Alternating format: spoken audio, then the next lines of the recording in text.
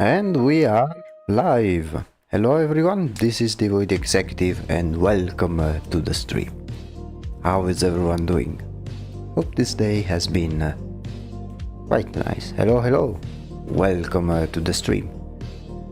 Today we are going to do another study.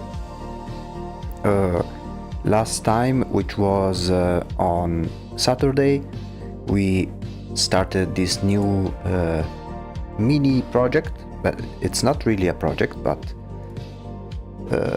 this sort of challenge in which we selected one picture and we tried to copy it by using painting only and without sketching out anything. And today we will do the same thing but with a different picture. Last time we worked with this one over here, and we have different images to choose from. For instance, okay, this is the image that we took as reference, and this is what we came up with by the end of the stream. Today we will choose one of these ones and try to apply the same method, which is simply try to copy it. Now, which one will we choose? I am not sure. There are some of them which I really enjoy. I was first uncertain about choosing between these three, but perhaps they may take too little to make, so maybe I may try this one. May be interesting.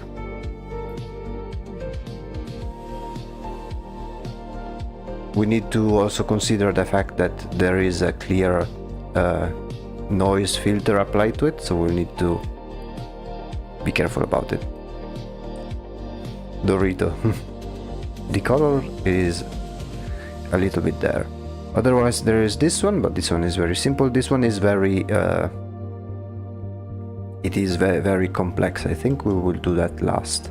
We will not be doing all of them, but we will choose some that I think may be useful to try and learn the method of using only brush strokes instead of working with a sketch first. I think this one can be pretty fun to do. I think we could try it. If we manage to finish this one earlier than usual, or at least getting it similar enough, I think we can then switch over to some others that we have from here.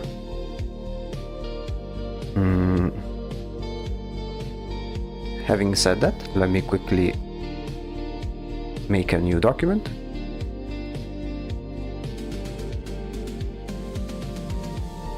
Drop our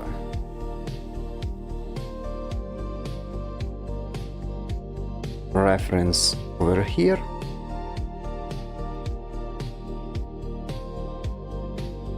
There we go. Let's switch over to the program. So this is the image that we will try to copy for today. I don't think it will take too much, but I guess we will see. In the meantime, I have it in my other window. Let's keep this one on the side just in case. And now I think we can start. Who's your favorite artist? I don't have a very specific favorite artist. I have different ones in which I follow on art station. Some of them I don't remember the names, but one of those artists, or at least artists that come to mind, are one is Anato Finstark, the other is Vlop with the W. Another is what was the name? Peter, and there is a Peter Mochbach. I don't know how to write it. Peter Moorbacher. I don't know if it's the pronunciation. I probably butchered the name. It's written like so. Oops. Peter.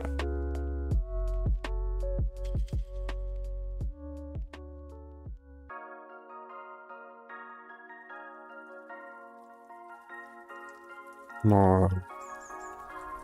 Yep. This is another one. Do you like anime/anime art? Yeah, I have nothing against it. Although I rarely follow artists with that style.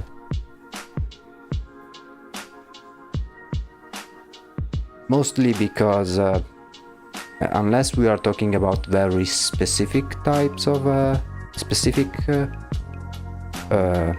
animes, the style is, I think, overused and a bit samey, if that makes sense.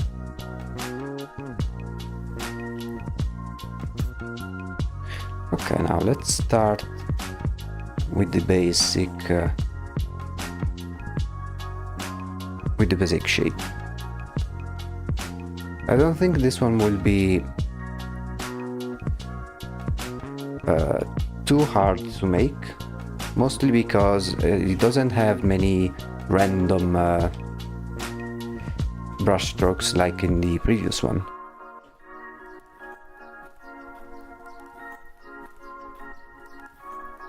Still, I will try to replicate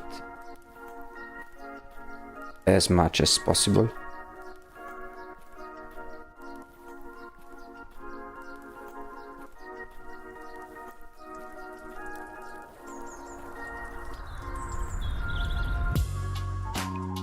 I would like to try digital art, but I don't have a stylus. Oh, I mean, that's okay. There are plenty of options, many of which are very affordable if you ask me. Whatever you do, don't try and draw with the mouse, because that is pure torture if you ask me. Like, I really don't recommend it. It's way too much. But whenever you get the chance, it's always worth a try buying a cheap tablet. The one I am using isn't even one of those fancy tablets with the screens. It's just a simple tablet, and then I watch the monitor of the computer right in front of me.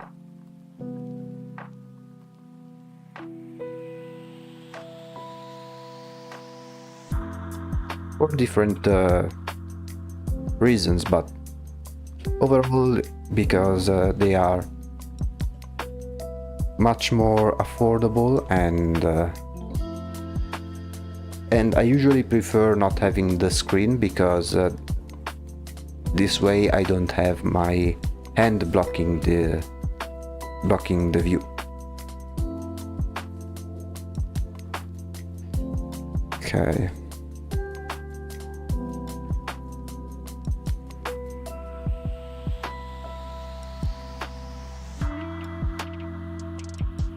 I will try to make the overall shape.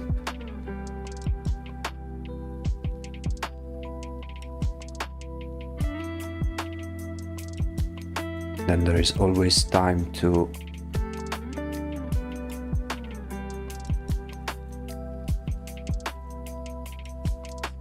change the proportions and stuff like that. For now, I think I will go with the overall silhouette.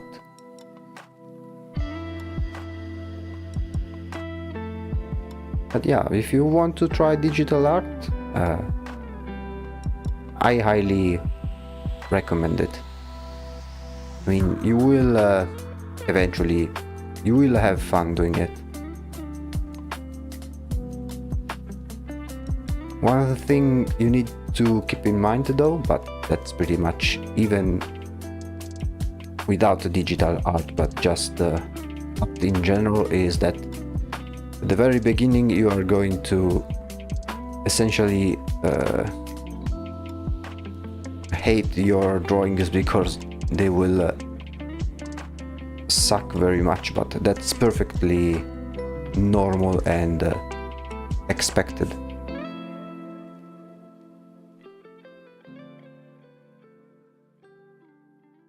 Okay, I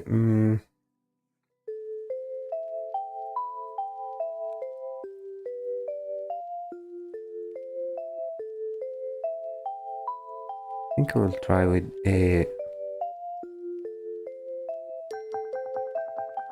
maybe a brush not this hard. Maybe something like this one.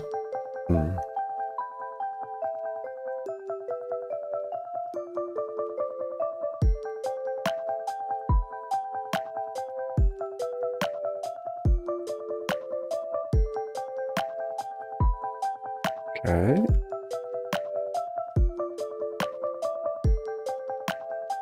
And here we can start to already establish some lights and shadows. Hello, welcome to the stream. New drawing, new study to make.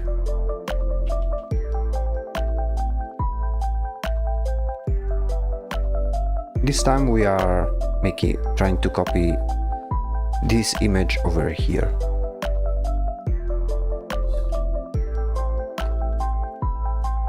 I will sample the colors from the image, but everything else I will paint it by myself.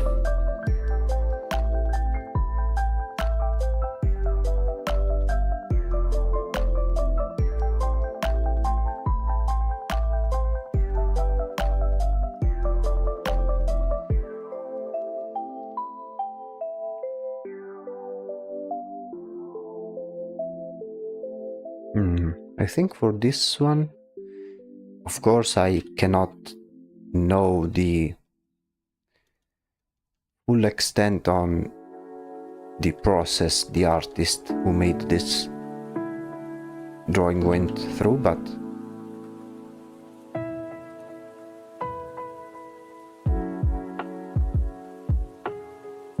judging by the brush strokes, I think he did the overall shadows first.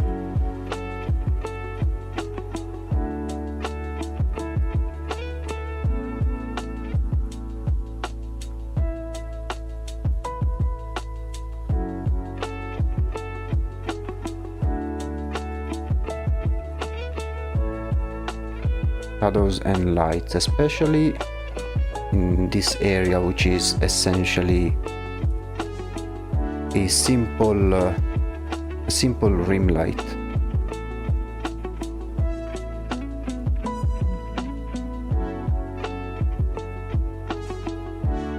Very loose as well. And then over here,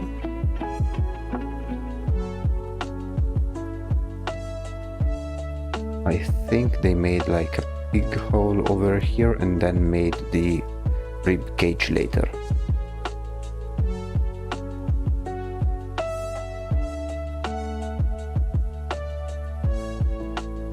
How has your day been, by the way?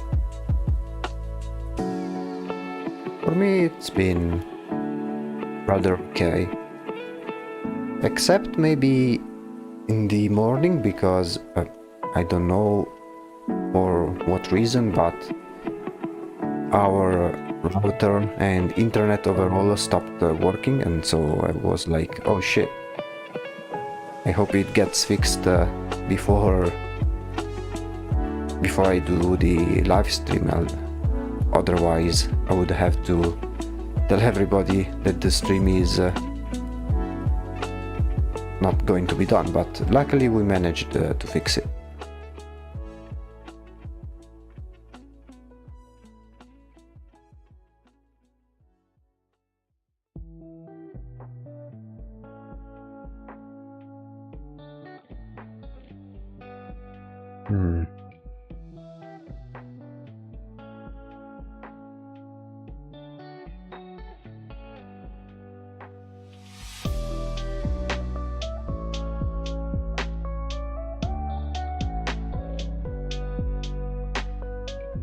Okay.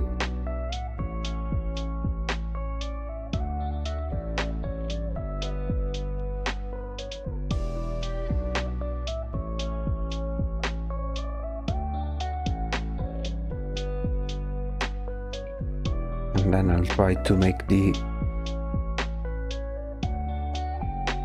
shadow that will delineate the arm.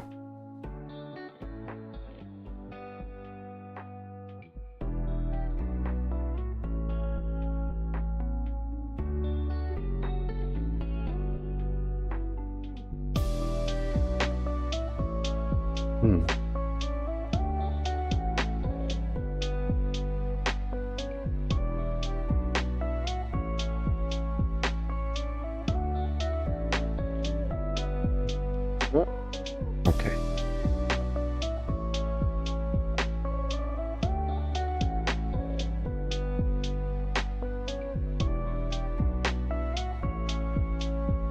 Other than that, it's been all good, all fine.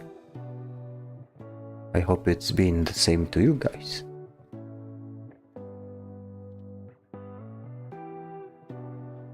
I've also tried out. I picked back up a game that I haven't played for a little bit. The name is Nuclear Option. It's basically a flight simulator game, but it's much more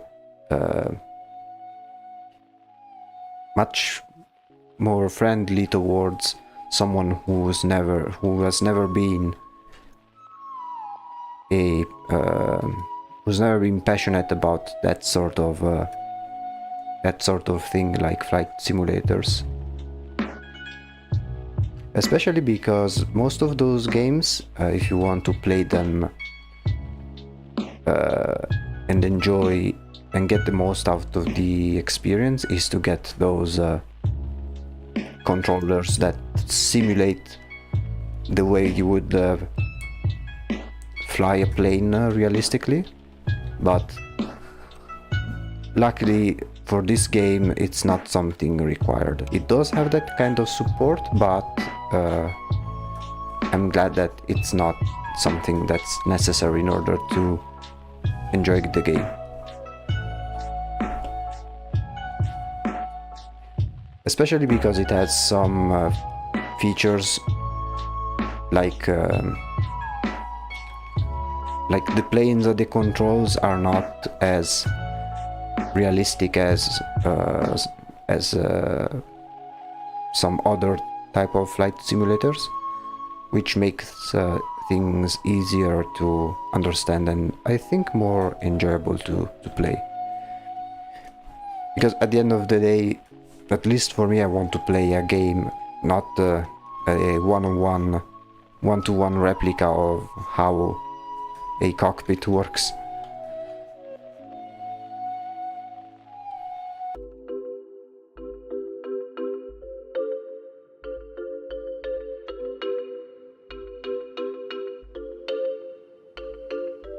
Now let me increase it just a little bit.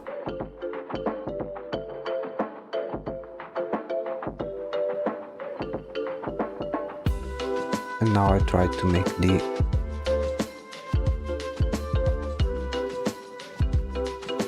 rib cage area.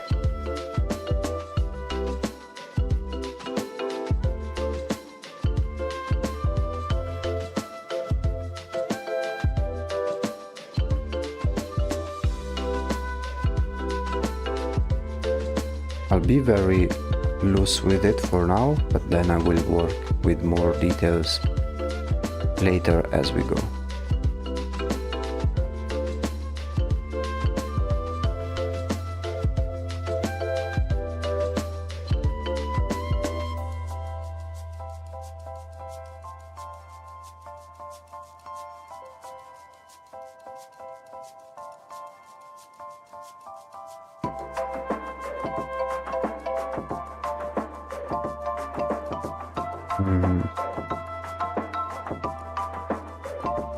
Maybe I need to use a different brush as well. Let's try using this one.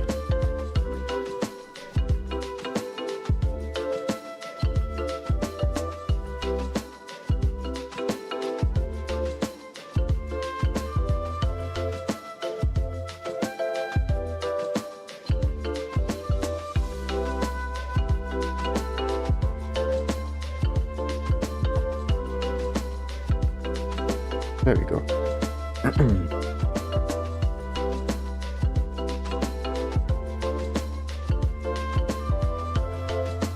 Also, by the way, I think I made some changes because I don't know why, but it's been a while since the in OBS I have in my other monitor two main windows open. One which shows the chat, which is the same that you are seeing right now, and the other which is called activity feed, which should show me whenever someone subscribes or makes a donation, that kind of thing. The problem is that it's been some time and that the activity feed has simply stopped updating, or at least show me whenever someone joins the channel during the live stream. And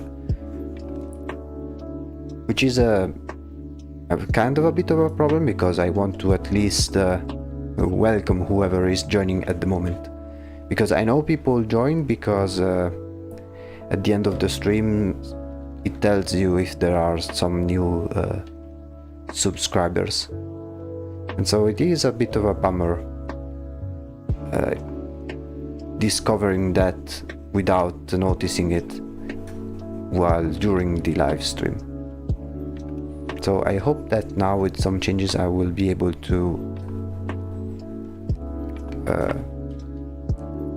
have the proper notification and most importantly notice it. Okay, let's start. Let me sample some of these more orange color and try to place it where it would be.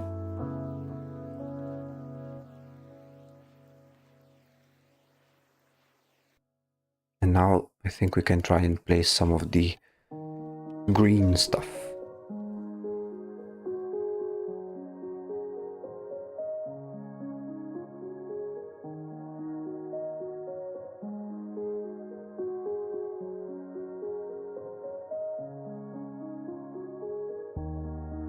Basically, I assume this material is copper, because this type of color is the color that copper gets when it becomes oxidized. Kinda like the Statue of Liberty. For those who don't know, the Statue of Liberty wasn't originally green. It was originally like color copper, like a copper wire. The thing with copper is that as time goes on, it starts oxidizing and assume this greenish tint because of being exposed to the elements.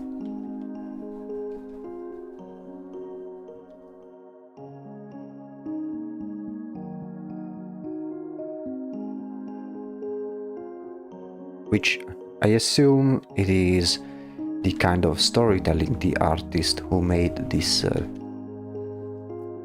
night wanted to portray.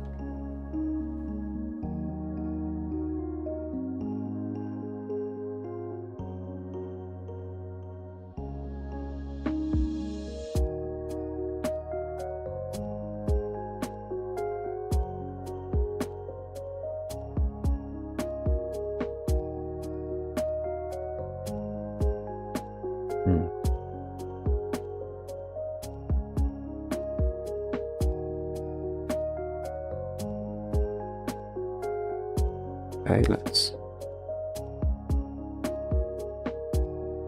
make some rudimentary shadows.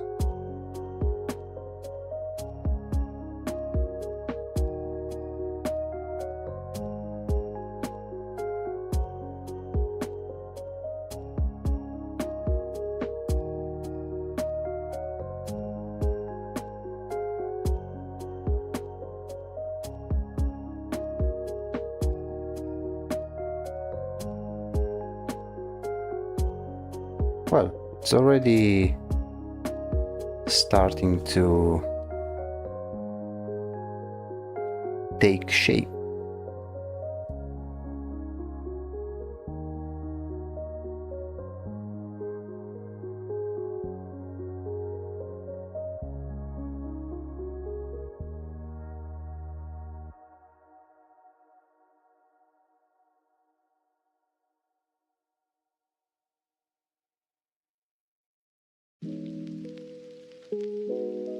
And then we try to add some more of the lighting in this direction.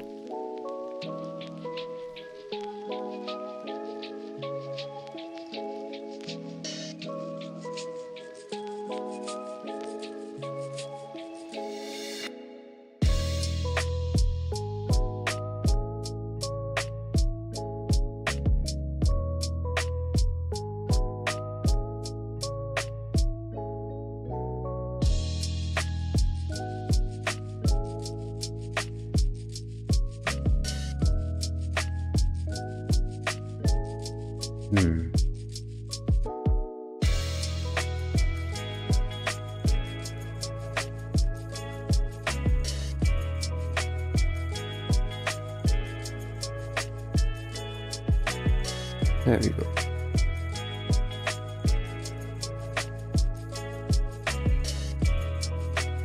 Let's see now, I was thinking again about the other favorite artists. But most of the artists I have, they are not from the ones you study in classical art or contemporary art. Like, I don't know you guys, but contemporary art gives me, and contemporary artists, it gives me those same vibes where maybe at your local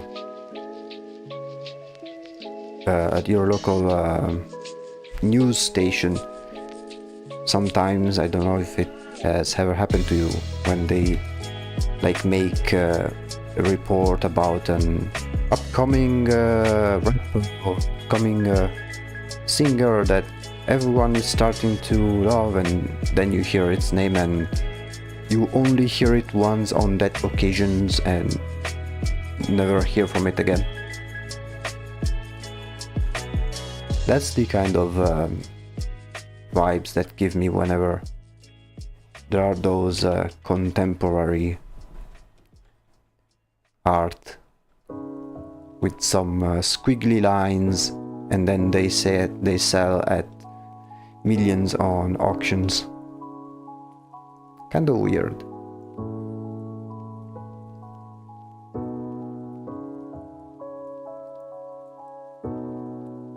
But yeah, most if not all of the my favorite artists or artists that I follow are usually people who work in the gaming industry.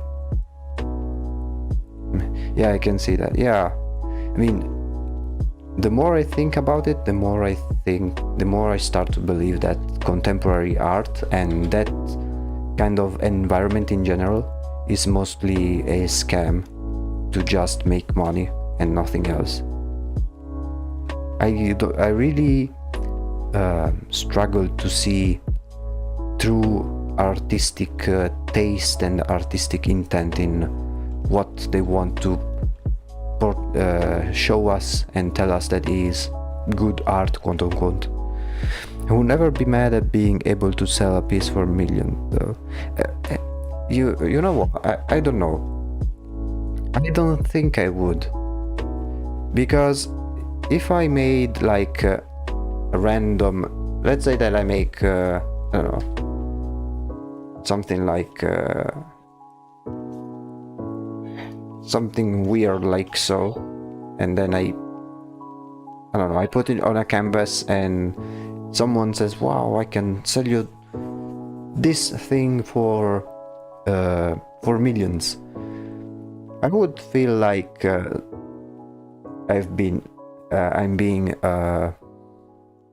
bullshitted. Like it does. The impression I have is they are not taking me seriously. If they genuinely think that something as garbage looking as that painting can be sold for millions. Especially because if you show it to no wait, let me rephrase it in a better way. Especially because if that same piece of art was shown without being exposed or being put in an exhibition, any person would label it as bad art because, well, objectively it is. But the reason why those pieces get sold for millions is not because the art is good, but it's because there is the quote-unquote expert that gives it value by saying a bunch of random bullshit and giving random meanings to something that basically doesn't have one. And the worst thing about it, if you think about it, is that people just eat it up without even questioning it. It's as if, let's say that I am a nuclear engineer, right? And of course, you know what? Yeah, you do have a good point. Yeah. And think about this. Let's say that I am a nuclear engineer, right? So I know a lot about nuclear power, nuclear stuff, and the average person doesn't know anything about it, right? So technically I could say the most false, outrageous, and incorrect information I want, and the random person will just take it at face value because I'm an expert and I know better, right? And I think in the art world, those art critics are kind of exploiting this element. Since the average person will just take at face value whatever the expert will say, then they can say whatever nonsense they want because most people will not question it. Hello. I do have tapes and bananas. Yeah, that's kind of bullshit, which is why I think even more that it is some sort of scam to make money, because if I'm not mistaken, now I don't know if it's the same depending on the nation or jurisdiction, but I know that people, at at least maybe in the US, can get some tax cuts for hosting cultural events or artistic events. So I think it's mostly about that than giving actual artistic value to something.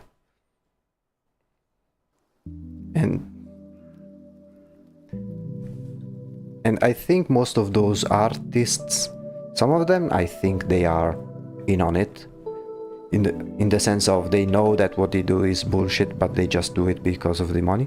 But I think many of them instead are really convinced that their art is valuable, and they are sold essentially a false image of the real value of their art by those who just say that it is good because they say so. I think with art is one of those few things that are genuinely meritocratic. And they are meritocratic in the judgment. I think it should be taken from the general population. If you show a drawing to some people, if most people say it is good, then the art is probably good looking. If you start showing me like red splatter on canvas and try to make me a 15-minute long explanation on why this splatter looks like this and why it has actually meaning when in reality it doesn't, then I'm sorry, but I'm not buying it. Which is why I think the art world in general, or at least that type of environment, is very disconnected from all other forms of art, which are present mostly in entertainment. Try bringing that same contemporary art to a studio and see how that turns out. No amount of explanation of the red splatter will get you hired for an artistic position.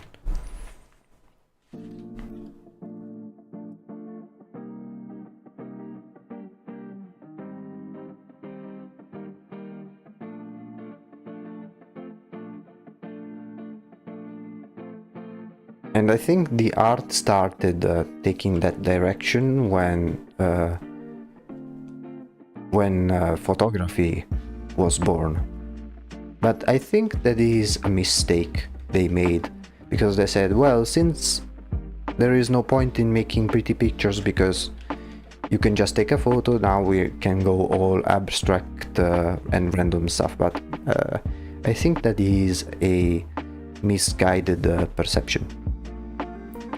Critics try and use emotional value for that type of art too. Yeah, tell someone to feel a certain way and they will.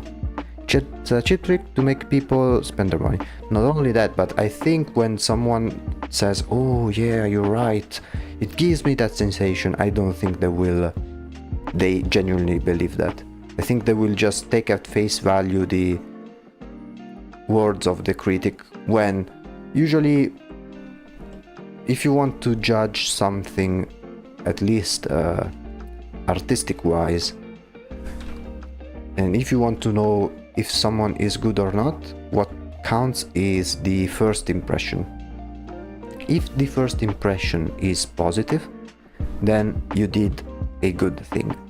If the first impression is yeah, something doesn't feel right, or Jesus, what even is this, then that's not a good piece of art.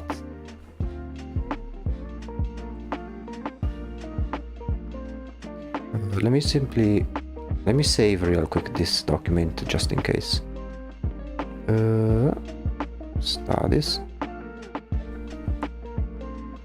number 2. There we go.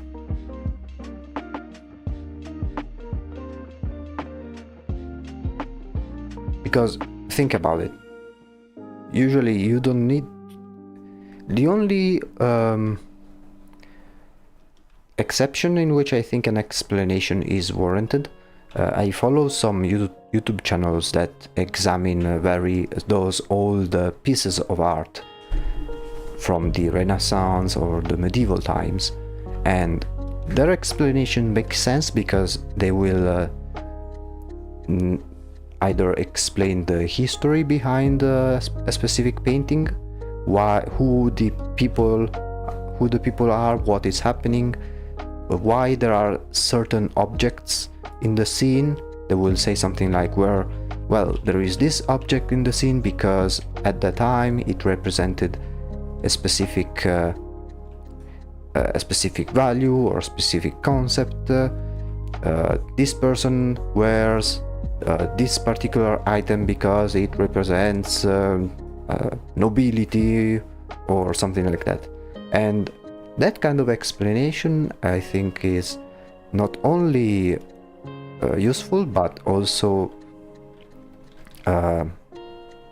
it has value. Like, it has true value because it explains because after the explanation you then understand perfectly. With contemporary art, even with the explanation, it doesn't make any sense most of the time, because there is nothing to verify. Like, wow, it's a random scribble on a canvas, or wow, banana with taped on the wall. Like, at that point you can pretty much invent any story about it, and any version would work correctly.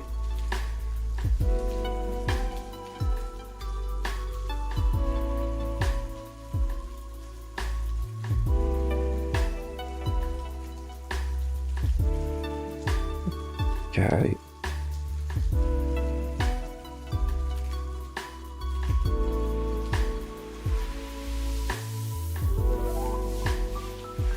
And yeah, and the fact that, because another thing that people would say is, well, now making the pretty picture isn't worth it even more today because of AI, right? Some people will bring that up. I disagree on that too. The value of an image isn't necessarily because it's pretty alone. It's because it's a combination of it being pretty and the skill used to make it. Like, those two factors are what determines a good image. It has to look pretty, at least for me. That's the bare minimum. But most importantly, it has to be done with skill. And with contemporary art, sometimes it fails at the looking good part, even if the process may have been very difficult to create that particular splatter. But I mean, it's kind of pointless to try and working hard for something that in the end it doesn't even look good. While on AI art, it fails on the other aspect. It can create some very good looking images, but it's not a person who made it, so that's kind of pointless. That is like asking someone else to do a drawing for you and then claim that you did it yourself. That's not how it works.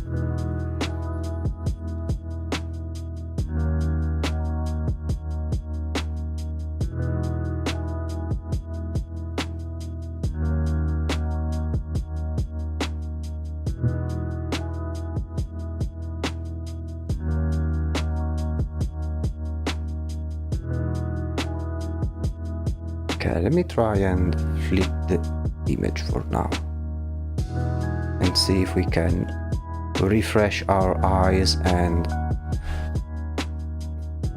yeah, I think I made I think I made the chest way too big. You know what this reminds me of for now? Let me show you. It kind of reminds me of this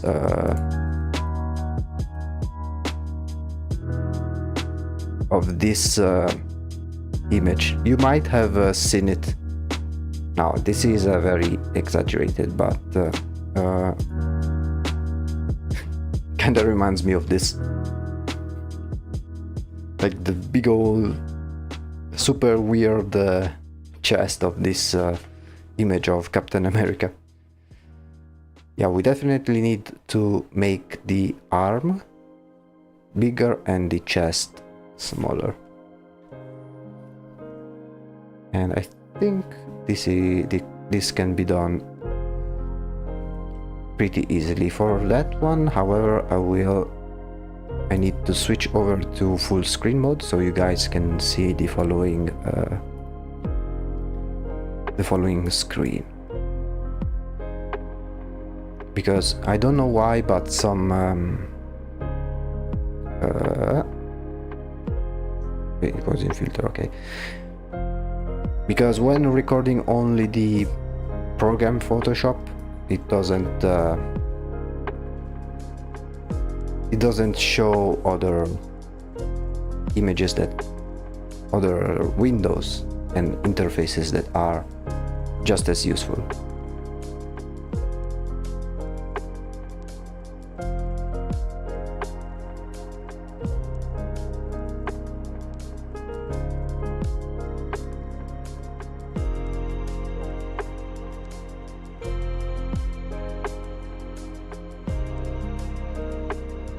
Maybe bigger.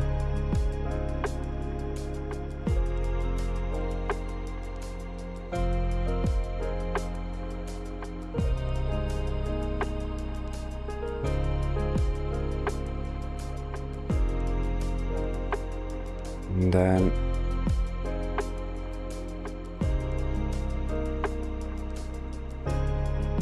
I will try not to change it too much, because I want to change most of the things only from painting.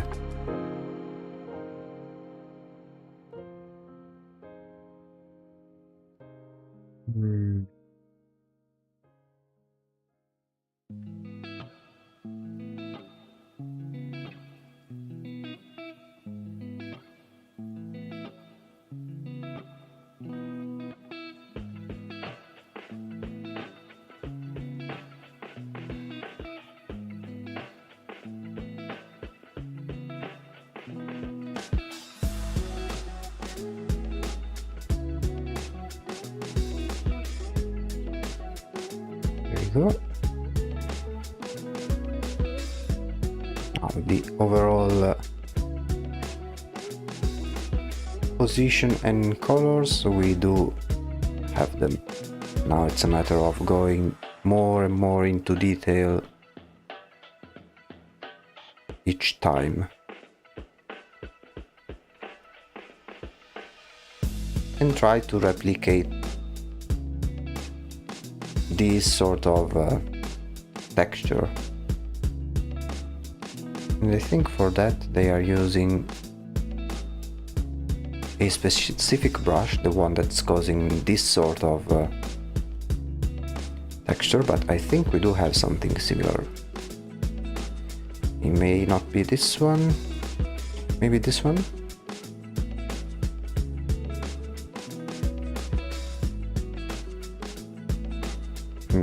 Maybe. Either way, it is kind of similar.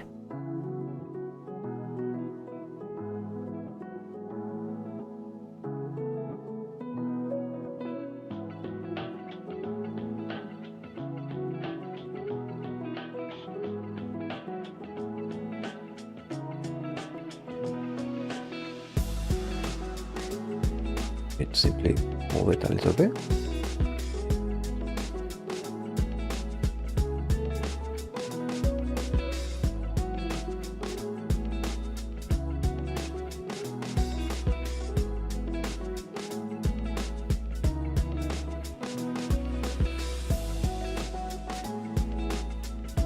yeah, so I'm not a big fan of that type of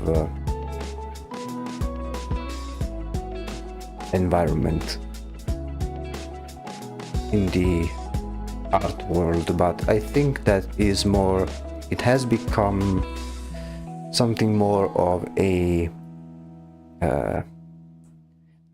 so contemporary art is basically the luxurious version of art. Like, it's kind of similar with fashion in a sense. Like, you know, those very expensive pieces of clothing but that look very ugly or very awful looking and very weird, that some celebrities wear on some special occasions, and then you look at the price tag and you ask yourself, why the hell would you wear that for this much money? I think this is something very similar with the contemporary art.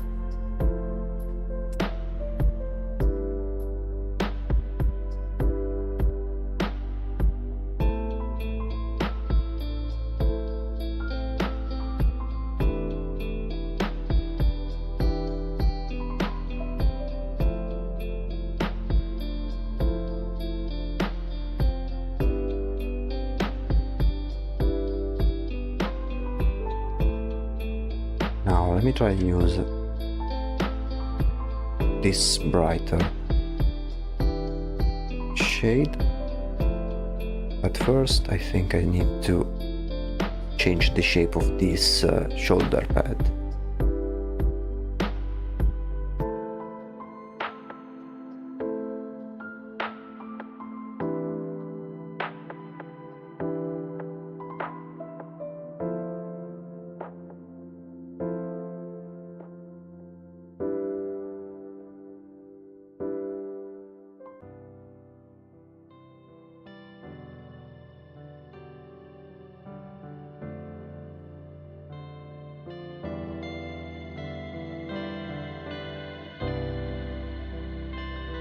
Now we try to create some more colorful shades.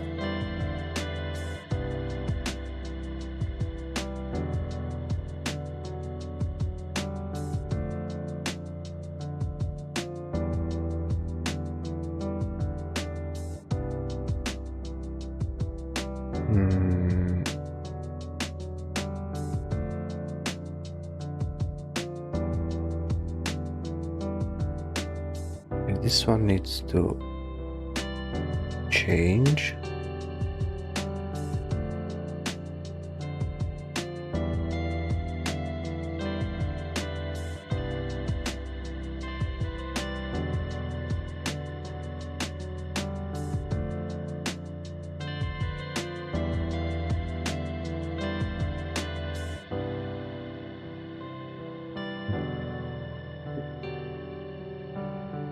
Try to make these shoulder blades and shoulder sections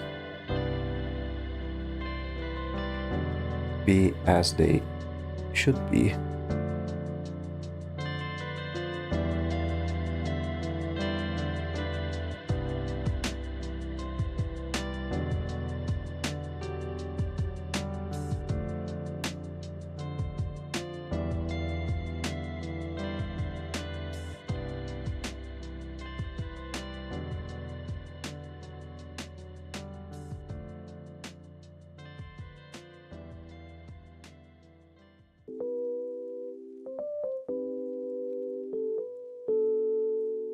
Okay, and then we do something over here as well.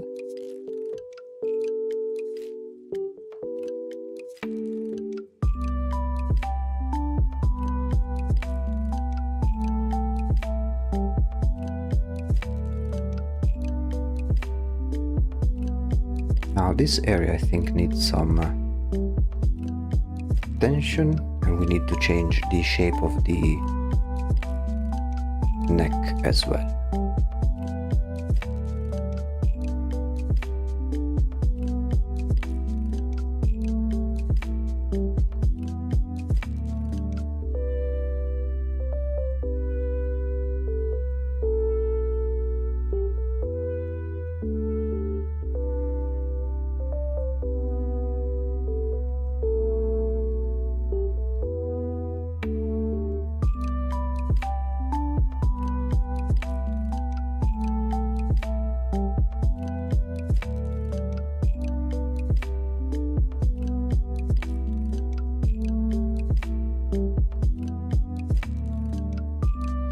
Sorry.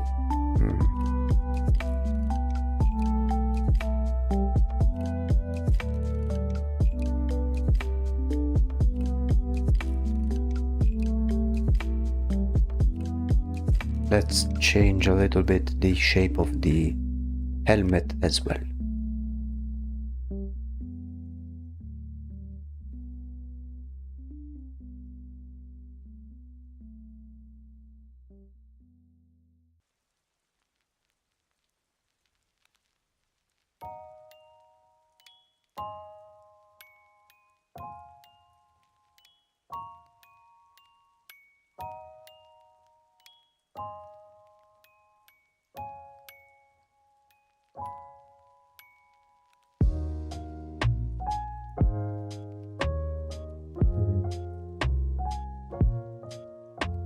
I think this part needs to be bigger.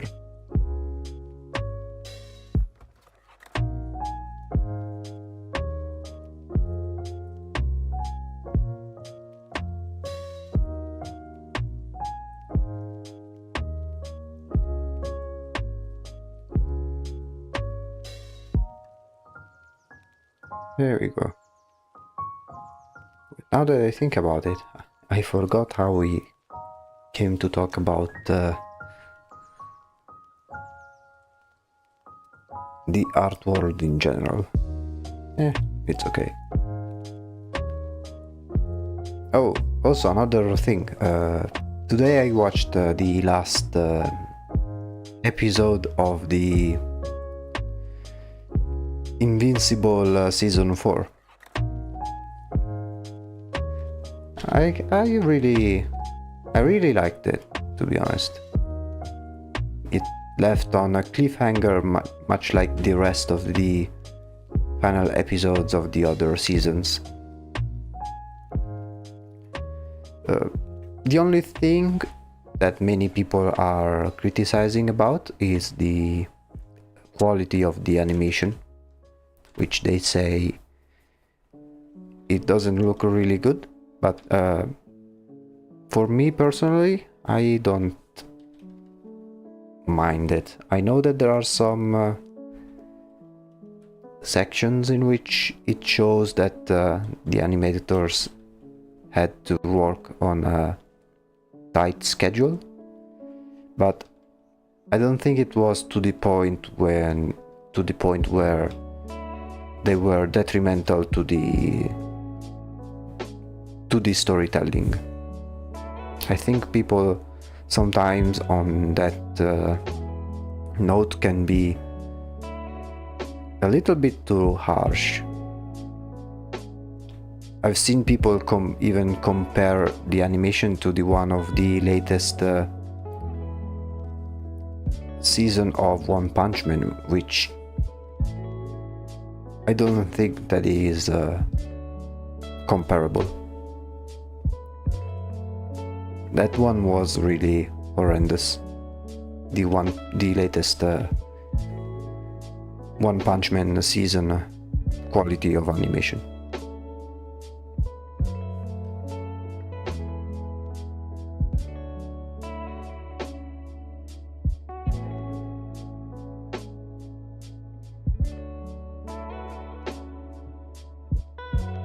Let's make this area darker.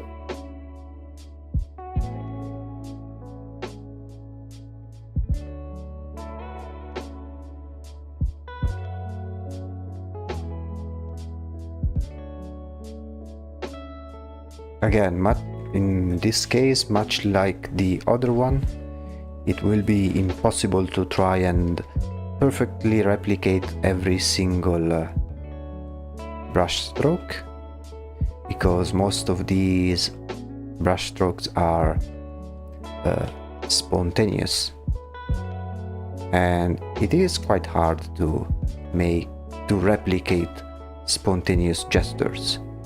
The animation is still at higher quality than others.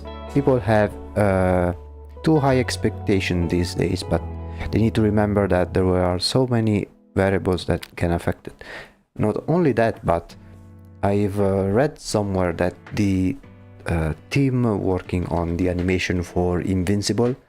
They are like literally 4 people, like number 4 animators working on the show, and they have to pump out an 8-episode season, with each episode lasting around 40 minutes of animated scenes every year.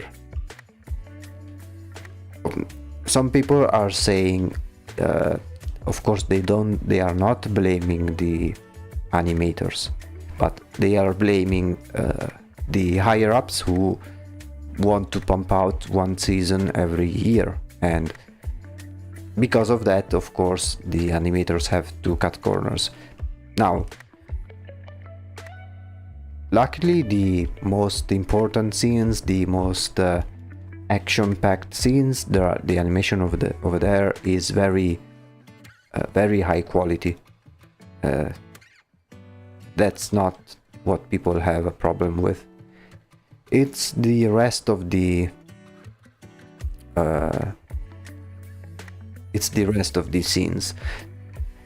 The worst offender being, I don't remember which episode, maybe it was episode 4 of this season. I don't know if you watched it, but it was this episode in which the protagonist, Mark, goes into hell to help like a demon that was present from the first season.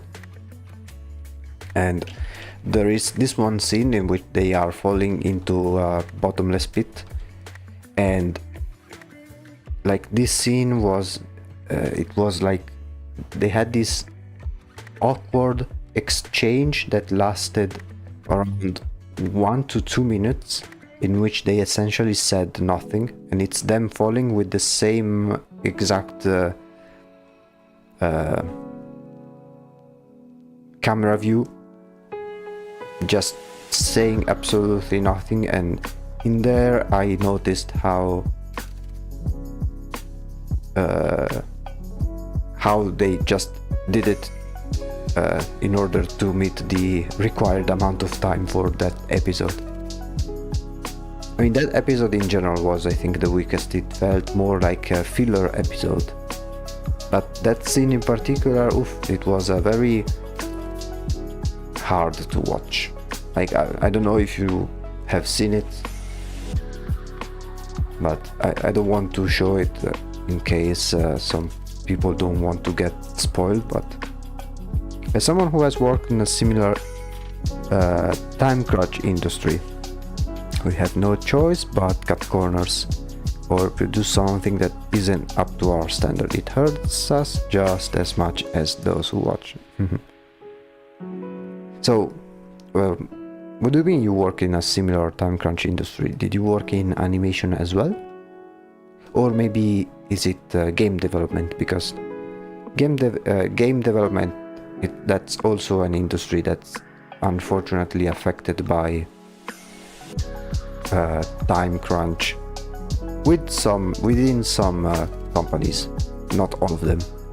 There are some companies like Valve which do the exact opposite, sometimes at their own detriment. With Valve, they essentially develop a game if the developers are motivated enough, and because of that, it happened many times where they started a project and then didn't feel like it and just stopped doing it. And that is why they release a game every decade, basically.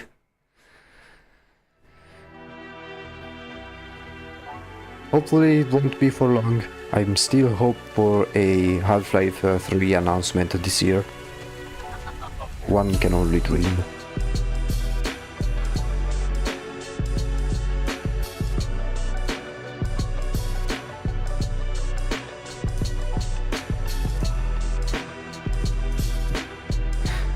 Yeah, I got it, game dev.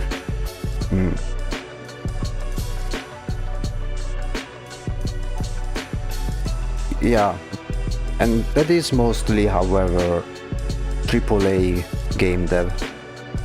I think with indie games that's a total different story. And I always say it, but today the indie scene is the one worth considering. AAA only, I think, very few exceptions can be made, but most of them, they are just slop after slop, same type of games, same type of genres.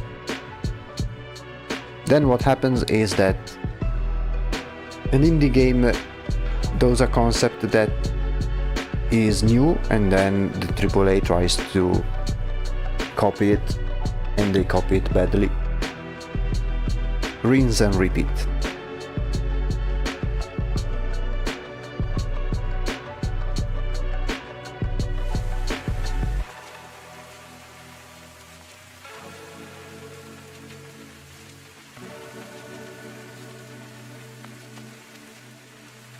For example, one of such exceptions is the latest Capcom game, Pragmata. I haven't tried it, but I have only heard good things about it. And I have it in my Steam wishlist. I will probably wait until it's discounted, though. Still costs quite a bit. That's another problem with AAA gaming, is that the games cost too much, and for some games they are exclusive, so you need to also get a console, and that also starts cost money. If I'm not mistaken, they further increased the price of the PlayStation. All industries with the consumers that are big for entertainment are tough for criticism. Without indie games or even indie films, many of the big name companies wouldn't have anything to borrow from.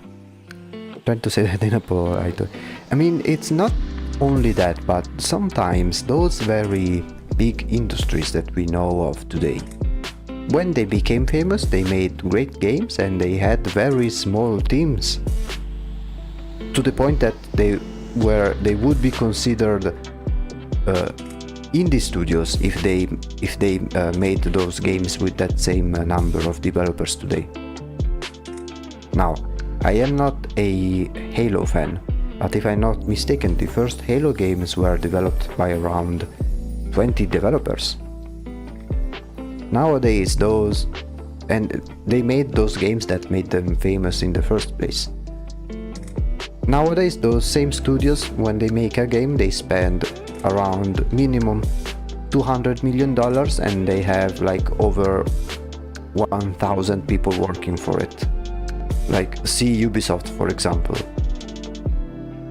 And they kinda lost the spark that made them famous in the first place at one point. Like something switched, and they forgot where they came from, essentially. They forgot their roots.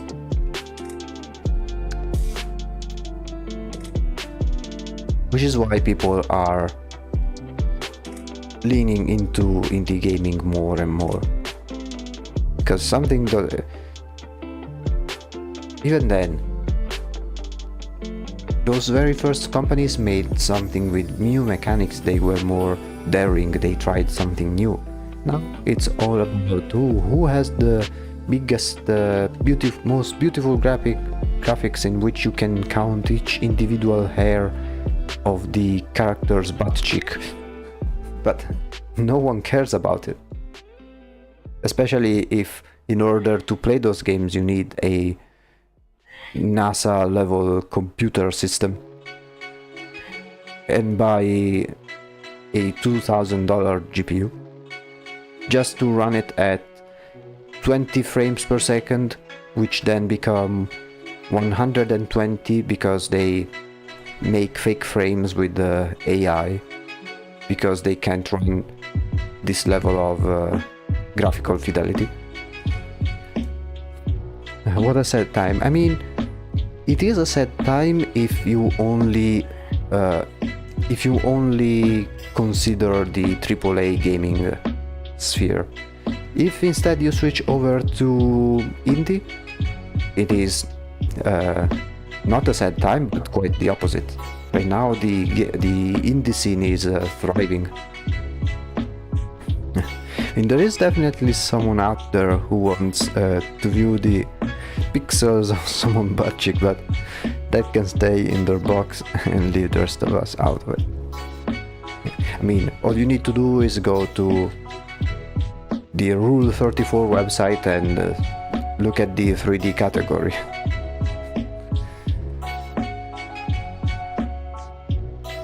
But yeah, big companies think that big graphics equals big game, but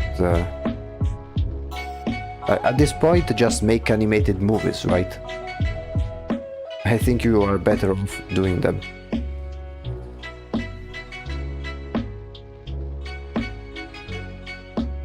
Because there's another thing, that there are some some studios who make games which look very good graphically, and they don't require a jet engine to operate. Even made in Unreal Engine 5, because many people say, oh, Unreal Engine 5 is very unoptimized, and most Unreal Engine 5 games are unoptimized. But then you get a game like Arc Raiders, or The Finals, they are both made by the same studio, and they are both on Unreal Engine 5, but it can run perfectly fine on even my GPU, which on my computer, which is almost 6 years old by now.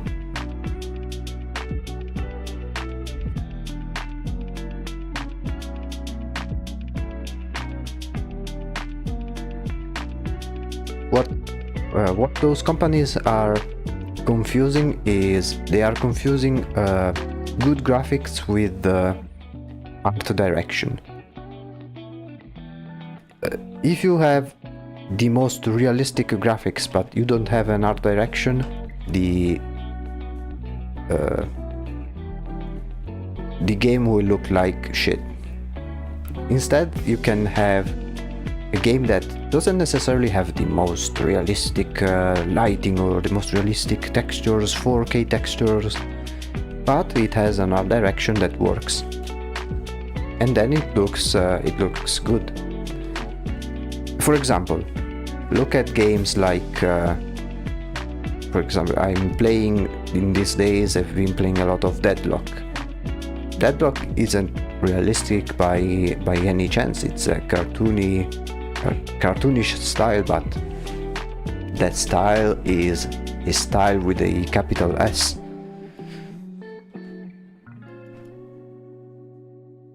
Or even something like Arc Raiders. It is realistic, but it's not those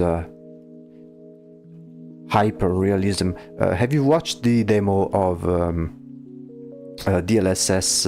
I think it was 5.6 or DLSS 6.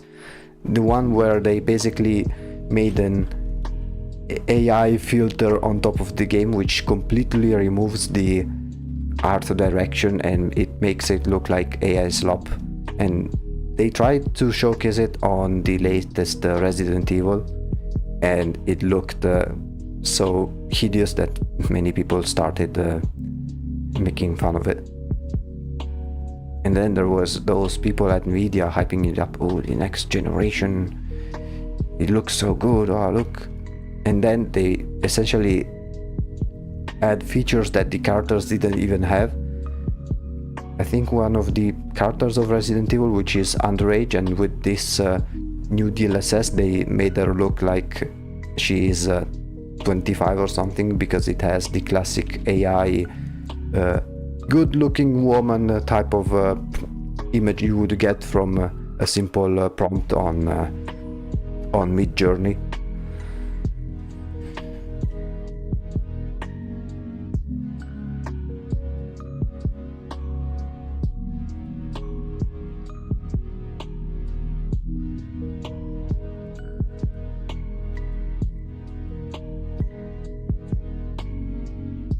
Then even with the problem of PC components costing an arm and a leg now because of the hardware shortage, you would think that game developers would start being smart about it and start making games that can be run by older hardware instead of trying to push the super graphics.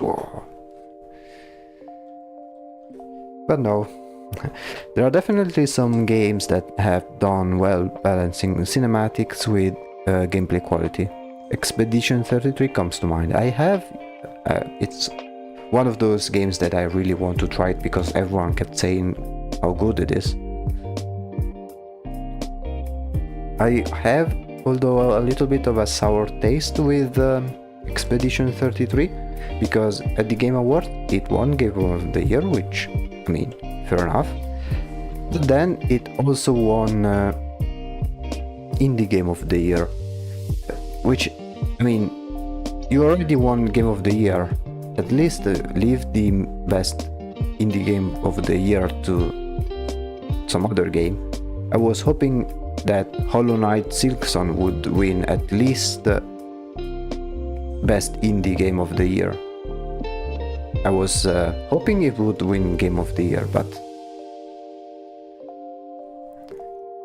the devs themselves, myself included, focus super hard on trying to optimize for people with weaker PCs. The problem is the people who are paying for it just want more and more. Yeah, I agree they shouldn't have gotten both. Now, I don't know if it's the approach that you guys do, but I don't remember from which studio they had an interview and they were asked about optimization, right? And they said something like that they developed the game on weak hardware on purpose, so that once they make sure it runs well on that hardware, it then of course automatically works really well on newer hardware. Is that a standard practice, or do you usually develop games on the latest hardware?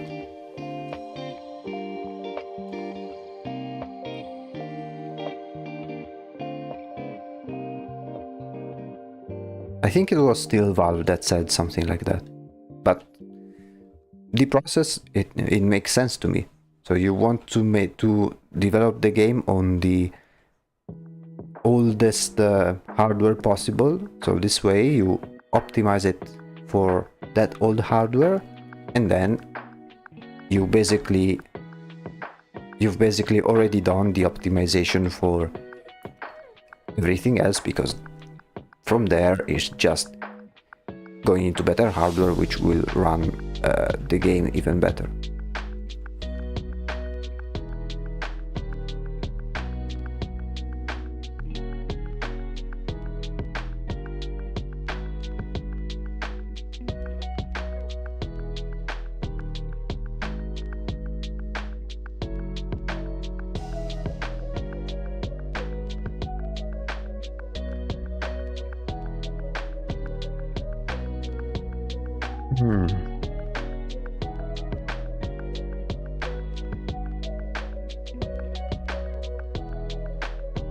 Let me see if I can do...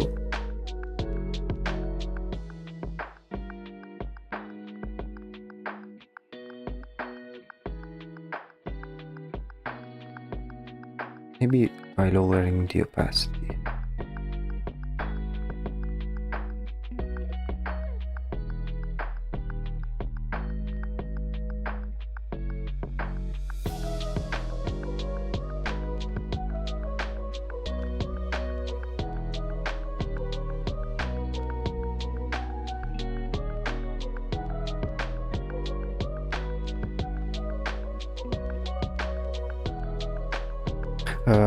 I would say that the better games I have worked on have been at least tested on older hardware, because as you say, it means we are providing the best we can for the most.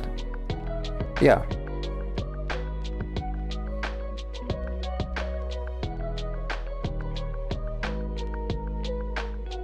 Like now, this one is not a AAA game.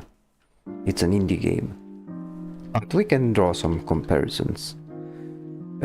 Lately, a Minecraft-like game came out, and that name is Lucid Blocks. Think of it about like Minecraft, but you are having a fever dream with some liminal spaces as biomes. And it works, it runs really well. Now you might say, well, Minecraft runs pretty well too. And I would say, yeah, with the base graphics. But the moment you start using some shaders and things of that nature, then it already starts to how can I say, it starts to have some difficulties at running better. Now I think the main reason is because of the engine, since at least the main version of Minecraft is made with Java, and I don't think Java is very well for that sort of thing. But then you have Lucid Blocks, which has lighting that is very it's very similar to those ray tracing mods for Minecraft, but it runs perfectly well on medium to low hardware, and it looks really good as well. And yet there are some games like Minecraft, but I think that's more of an engine type of thing, which really struggles with something as simple as having shaders. Not only that, but Minecraft is infinite, but it has limited height. Like you cannot go past a certain amount of blocks or build a certain amount of blocks. And this game over here, Lucid Blocks, is infinite both vertically and horizontally. So on that aspect is way better than original Minecraft. And it's made by only one person. Kind of like how Minecraft was at the very start, was developed by one person before selling it to Microsoft.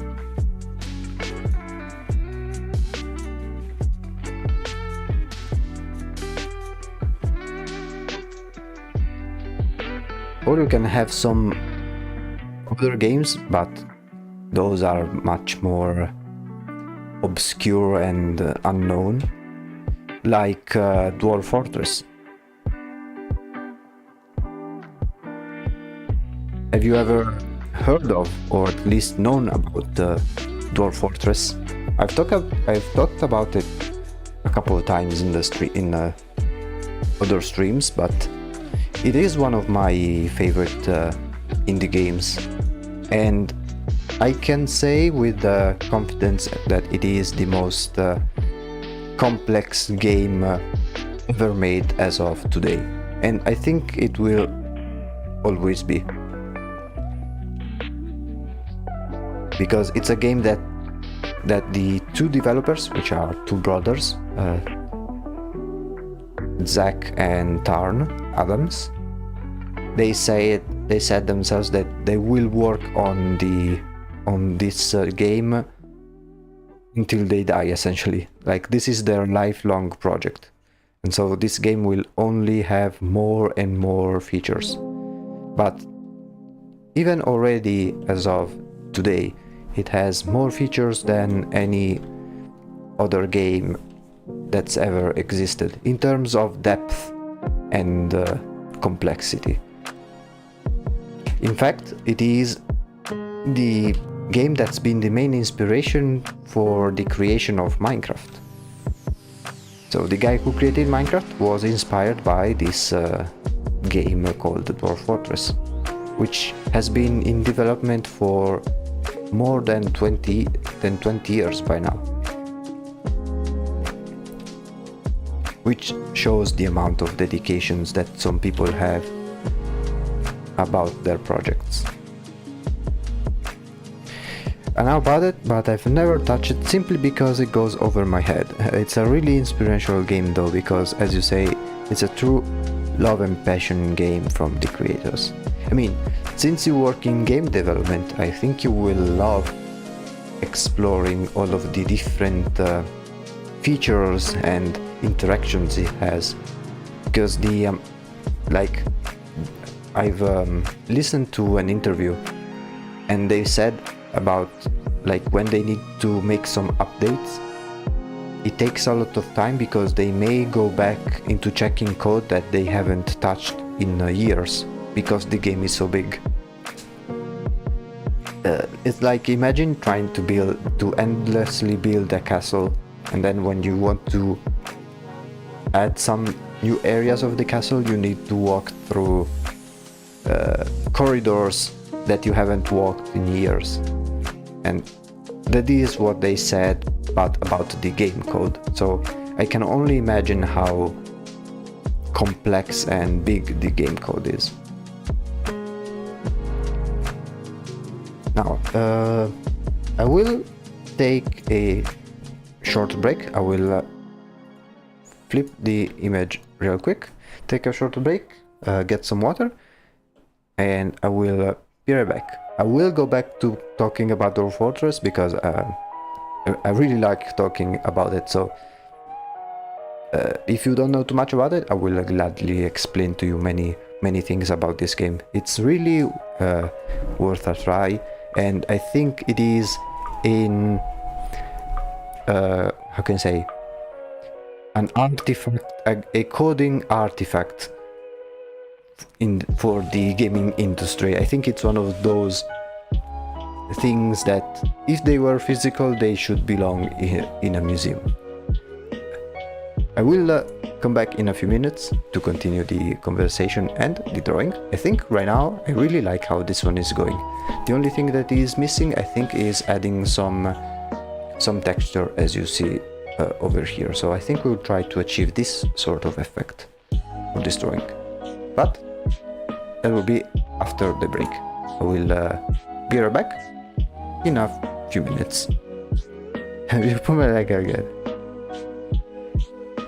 Be right back.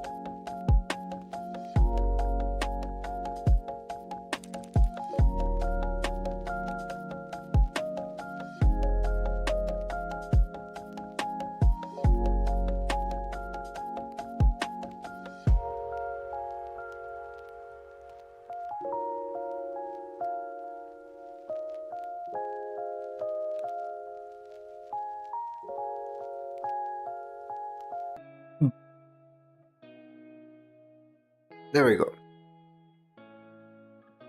I'm back. I realized that instead of pressing the mute button, I pressed the monitor button. So I hope you didn't hear me gulping on my water bottle. There we go. So, Dwarf Fortress. Game started by two brothers, and for majority of its existence it's been only with the ASCII graphics. You're good, okay. Most of the graphics, they have been like this.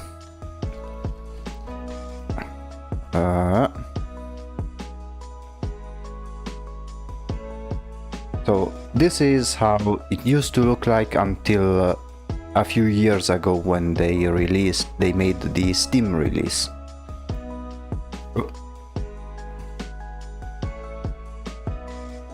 Now, when you see, oh wait, that's not even the right look. This one, it has a tile set, which is the equivalent of a texture pack. Wait, let me find a better image. There we go. Now you see this and you go, your first reaction is, am I looking at the Matrix? But this is how the game used to look like. Right now it has pixel art and pixel sprites, so it's much more digestible for the average person. But essentially, this is a cross-section of a layer of the world. Think of it like you view the world in the same way you view an MRI scan. So for instance, this is a layer viewed from above, underground. These are walls, these little faces are the dwarves. I can tell this is a tavern because it has tables and chairs. Let's see. This one is a food stockpile because these represent barrels, things like that. And now the base game mode for Dwarf Fortress is something much more similar to RimWorld, which, by the way, RimWorld was that game too inspired by Dwarf Fortress. So, but before even talking about the game modes, it handles save files differently. There is a main save file, which is the world you create, and then within that world save file you have the save files of the different game modes. Now, why is this one interesting in a way? Because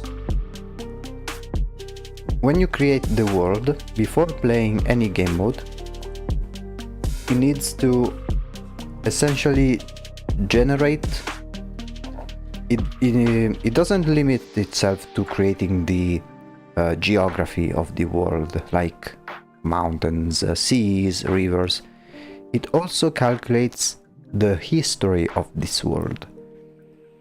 In World Generation, you have an option to decide how many years to wait for the story of this world to generate.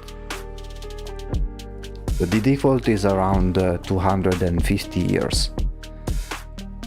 And so for those 250 years, it will calculate history with historical figures that will have their own lives, their own adventures, interact with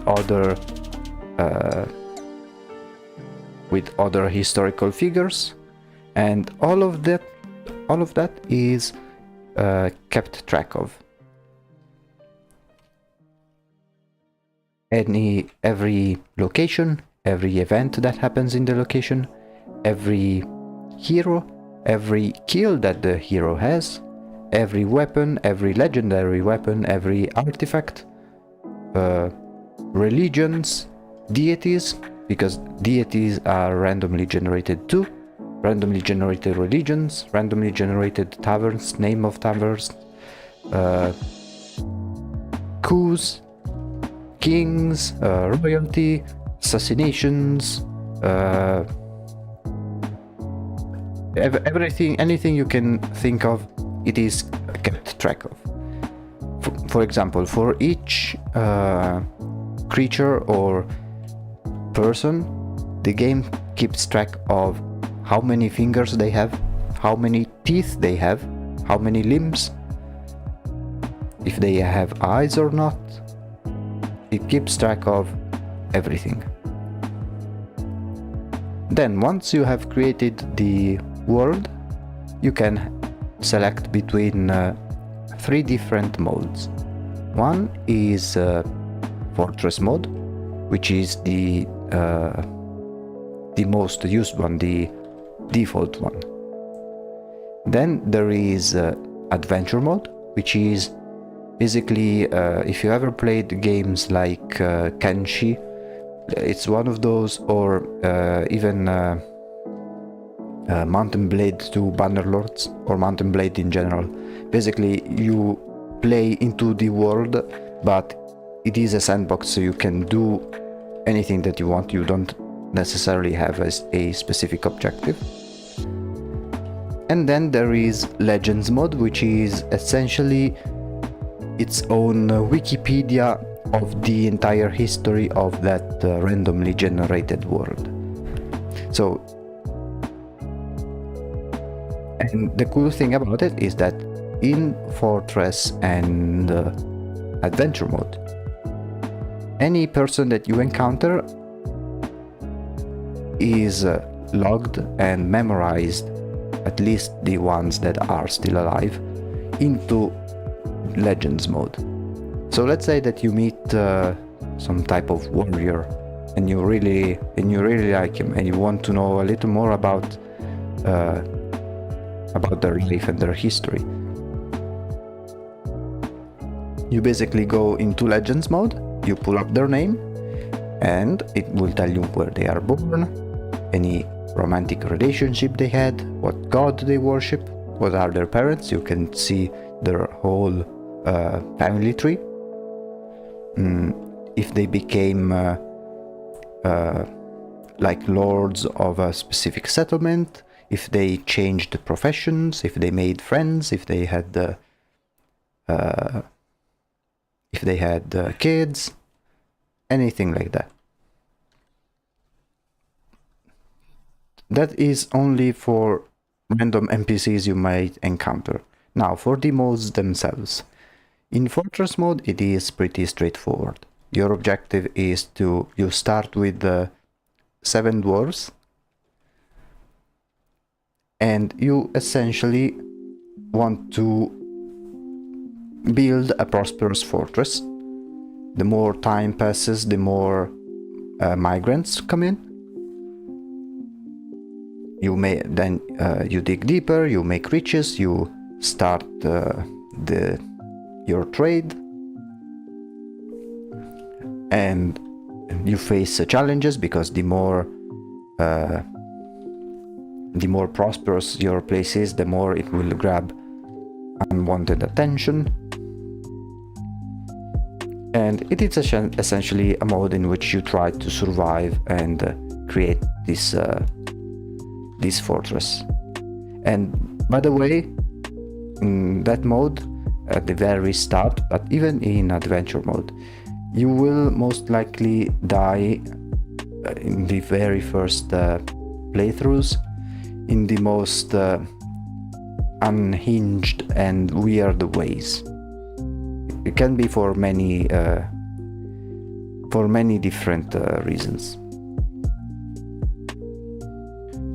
In adventure mode, you essentially create your own adventurer, or you can have even a party of different adventurers. You can select the race. It can be human, dwarf, elf, but it can also be one of the randomly generated sentient animals, because other than let's say that there are alligators in the world, it is also possible that there are alligator men as a race, or as a possibility of a randomly generated race. So you select that, and then you explore the world, try to become I don't know, maybe a mighty soldier, or even maybe work for a lord, which will give you different quests, that sort of thing.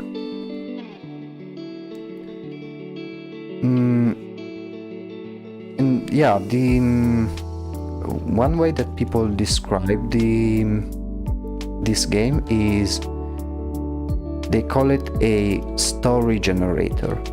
And the reason why they call it that is because it is so complex, with many elements interacting with one another, that essentially you can basically tell a story about it. So let's say that in Fortress mode you grow attached to a particular dwarf. You can also rename those any creature that you find. Let's say that you grow attached to it, and then you start checking out what they do. By the way, in Fortress mode, like, you can give tasks, but for example, let's say that you build a workshop and want to build some furniture. You can give the order, but you do not directly control the dwarves themselves, because they will act on their own, depending on their own beliefs, their own what they like, what they don't like. They have each one has their different personality, which can also change over time if something specific happens to them. For example, to me it happened that there was this soldier who was really good at killing people, but then from seeing so many dead bodies, he started hating war. So that sort of thing can happen. And wait, what was I saying? Yeah, so basically you can generate a story about them and see what they will do, what their adventure is like. Or maybe you can tell the chronicles of your fortress, its rise and fall. Anything can happen. To give you another idea on how complex. By the way, a quick tangent. I'm doing these random squiggles because I am noticing it is some kind of pattern that is present in the original image. Let me show you a more detailed version in the reference board. So you see how it's all squiggly over here, just to give some sort of texture. Normally this one is given automatically by whatever brush they are using. I will try to now that I think about it, I will try and see if there are some brushes that do something similar. Otherwise, I will just try to do it manually.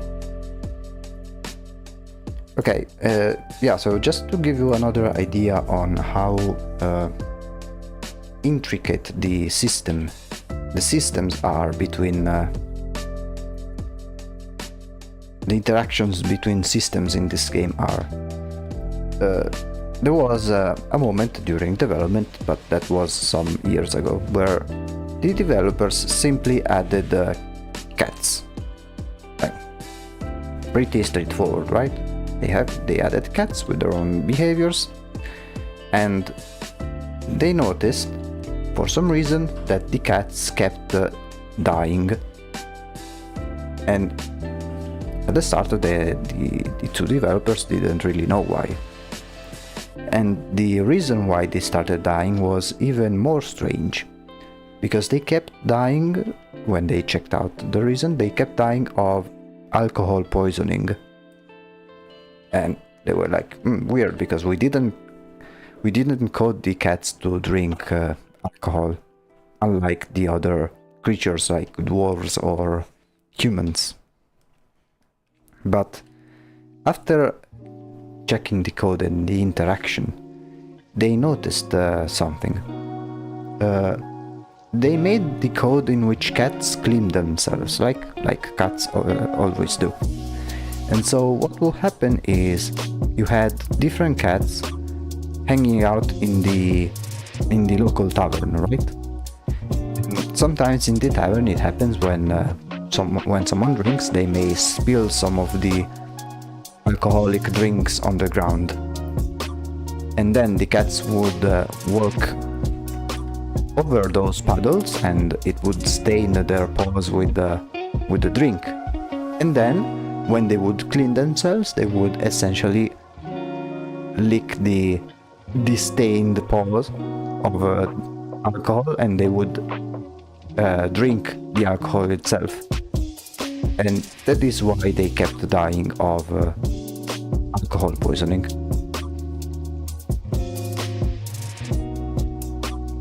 Which is, I mean, a bit hilarious, but it goes to show how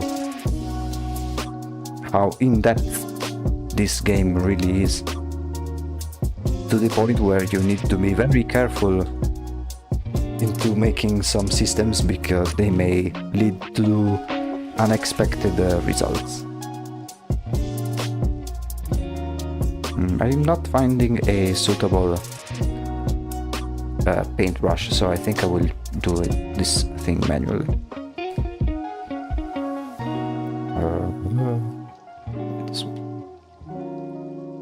And yeah, so this is how cats kept dying of, because they were drinking too much booze.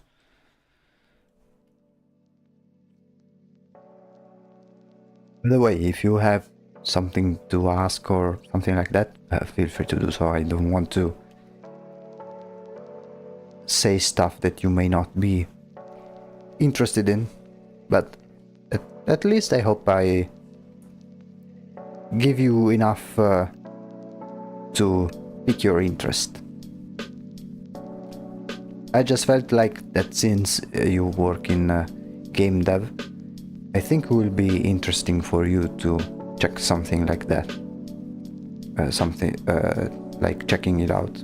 Because I really think it will be something worth studying, and maybe it can give you some inspiration as well.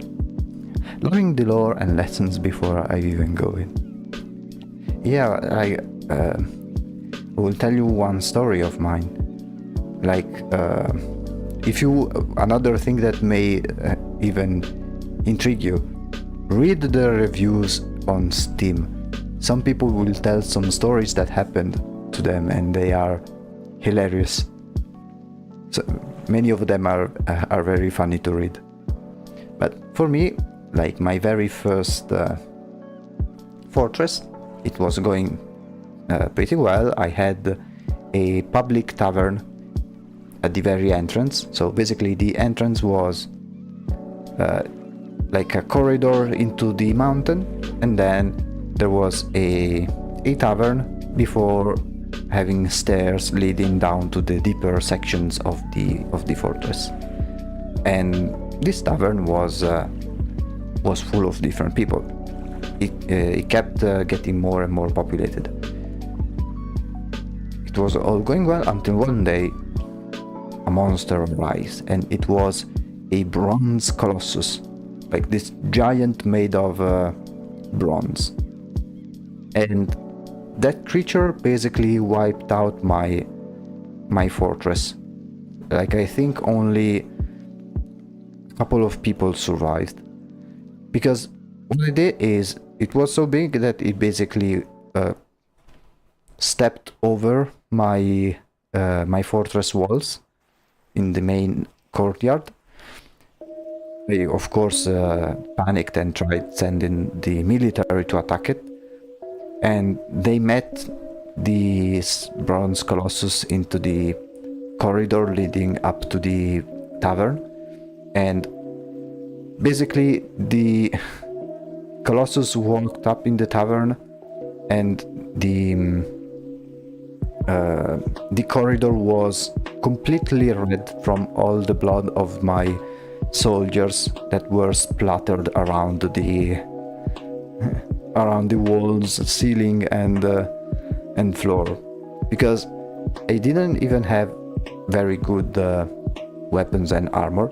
But imagine trying to fight with swords, a giant literally made of bronze. Like, it's literally impossible. And the worst part is that he managed to reach the tavern, and it was a massacre. The last person alive was the one who managed to kill it with a lucky blow, and it basically saved, quote unquote, my fortress.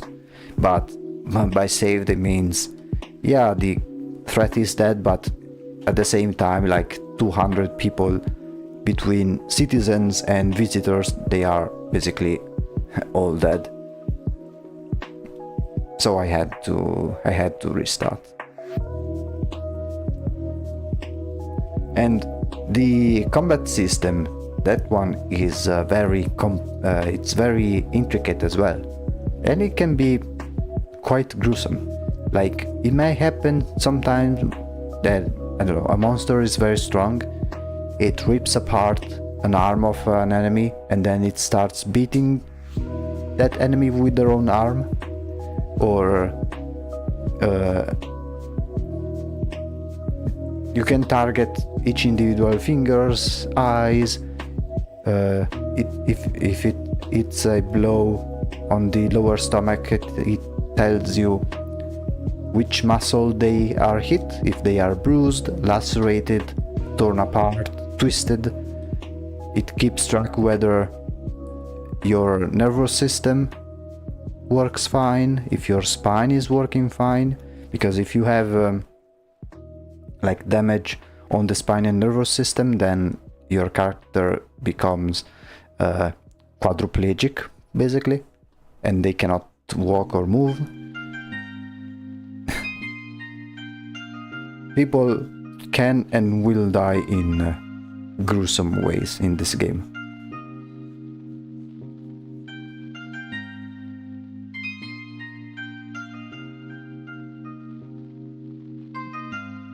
Okay, let me see.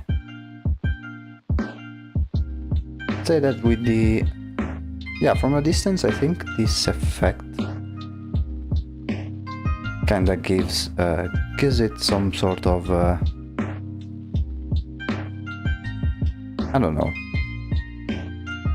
Makes it look quite nice. It gives this sort of edge to it. Not sure how to explain it, but it needs to be very, very light.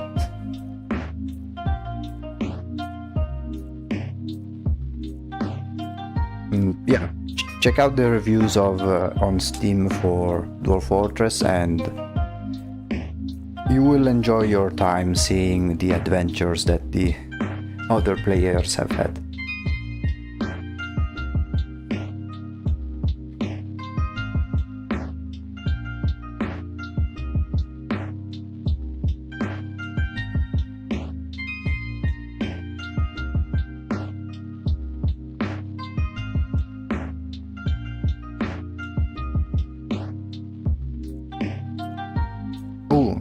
another thing I forgot to say. Let's say that you made your own fortress, and for one reason or another, it falls into ruin. Maybe it's been taken over by a dragon, or maybe there's been a plague that killed your entire population. Usually the official game over happens when there is no person left alive in the fortress, but you can always have an option in the pause menu to abandon the fortress to ruin if you feel like you've lost too much. Then what you can do, that doesn't mean the world is over, which goes back to the different way of saving the game, because now you can start a new game, maybe in the same game mode or in the other, set in the same world, but the timeline is after the latest game you had. So for instance, if you have abandoned a fortress to ruin and then you go into adventure mode, then with that adventurer you can visit the same fortress that you created, because it is now something that remains permanently in the world. Or you can go back to fortress mode and try to either reclaim the lost fortress, or maybe start a different fortress entirely, and maybe in the future you will have some migrants that are from that old fortress, and you will see some returning characters. And this is something that is very unique with Dwarf Fortress, having the save file of the game mode be part of the same game file of the world, the save file of the world.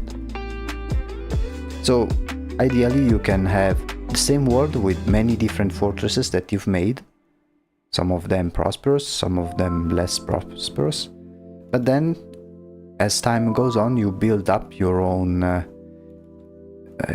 lore, your own adventures. Maybe when you go into adventure mode and you have your character, you can then retire your character, and maybe that same character you will see it again, maybe in fortress mode. Maybe you make your character in adventure mode and then you retire that character. Then you go into fortress mode, build your new fortress, and maybe that character that you made before, maybe they come as a visitor in your local tower. The amount of mechanics is truly insane. It's a devil's dream. Yeah, I think this game is a developer's wet dream. But keep in mind, this is a game that's been in development and is still in development for around 20 years. It requires a lot of dedication and passion, I think.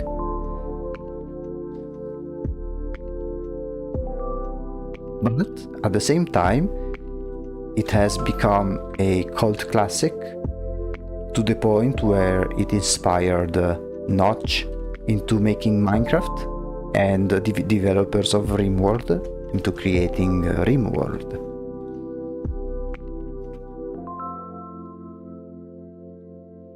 And especially now that the game has a more approachable look, it no longer uses ASCII graphics and it has some lovely pixel art. More and more people are drawn into it in discovering this amazing game. In fact, the reviews on Steam are, I think, overwhelmingly possible. And another thing, Dwarf Fortress on Steam, it was released on, let me check it real quick. on December 2022. Before the release, the game was completely free to get, and it still is now. So what you are purchasing on Steam is not an upgraded version in terms of mechanics. You are only purchasing the version with the nicer graphics. Ideally, you can go to their own website and get a free copy of Dwarf Fortress with the same exact features of the one on the Steam game and play it. The only thing is that it will have those hard to understand at first graphics, but they have their own charm, if you ask me. And also, it used to not have mouse support. Now it does, but originally before the Steam release it didn't have mouse support. Everything was done through keybinds, even moving the camera and navigating menus. So for example, if you wanted to build a wooden table, you had to press B for build, then T for table, and then W for wood. So it was a very it was very clunky to get through the menus, which they have improved dramatically.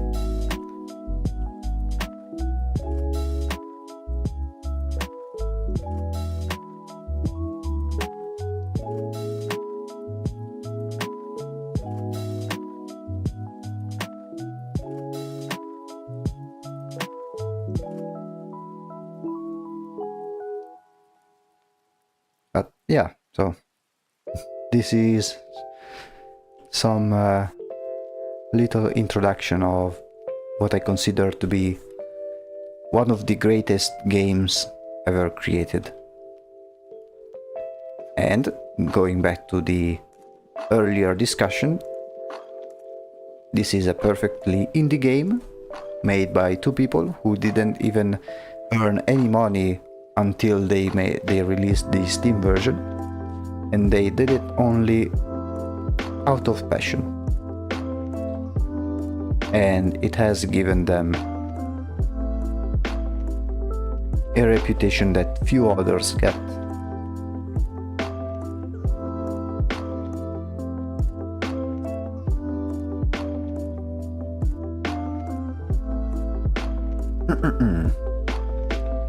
I've talked so much, I have my throat that's a bit sore. Let me drink a little bit more of water.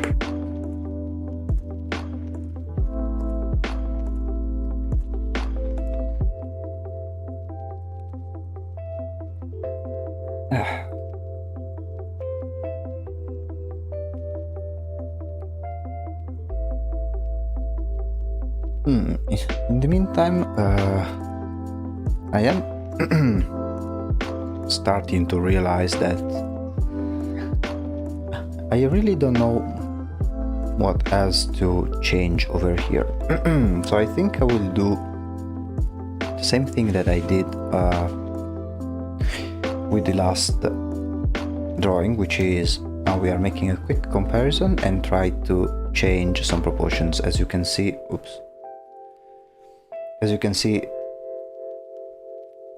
some things are not right. So let me switch over to full screen and then do some this is more of an extra more than anything. It's just to get the proportions right, but they are not necessary for what for the process that I'm trying to learn. But I think we are at the stage in which this is more than enough, and we are doing this one in this latest part of the stream, just to get something looking much more similar to the original.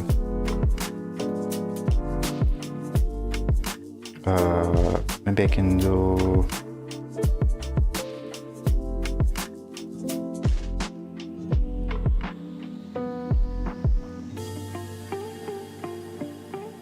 like this.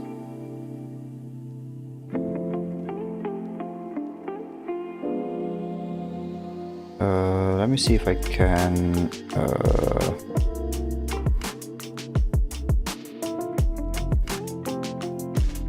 go here. No. Okay.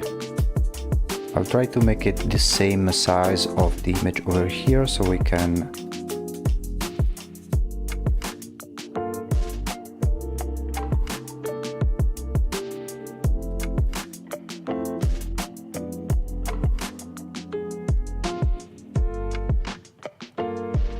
we need to make the the head much bigger. Actually, let me try instead doing something very straightforward.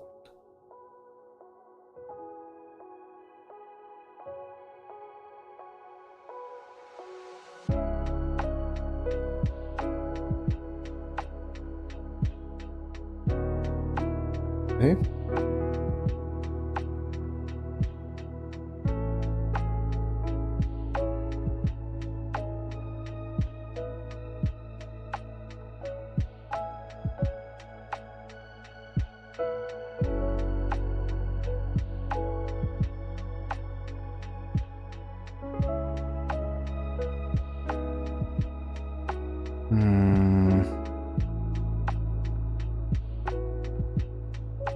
Let's make it a bit smaller.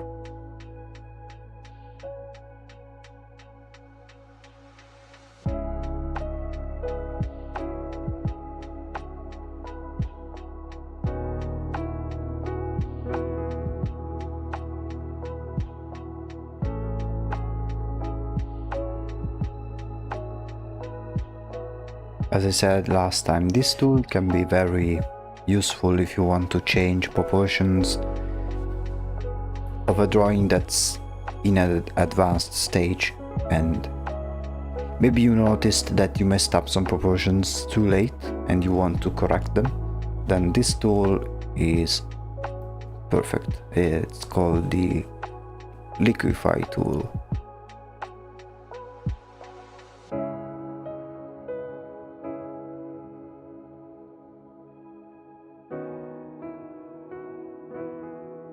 Maybe I can increase this one even more.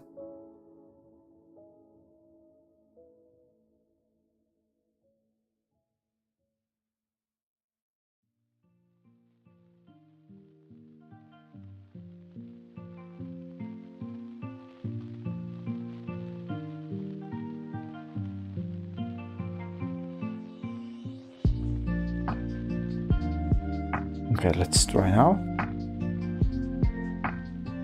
Bit better. I need to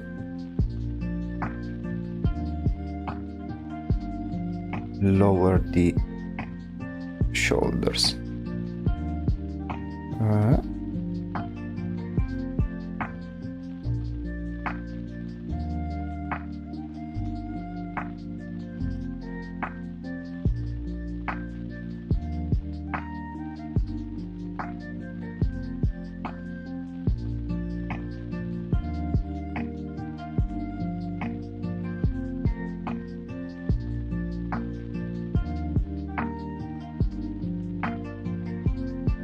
Okay, let's try now. Now I need to make it more, to make it a little bit thinner.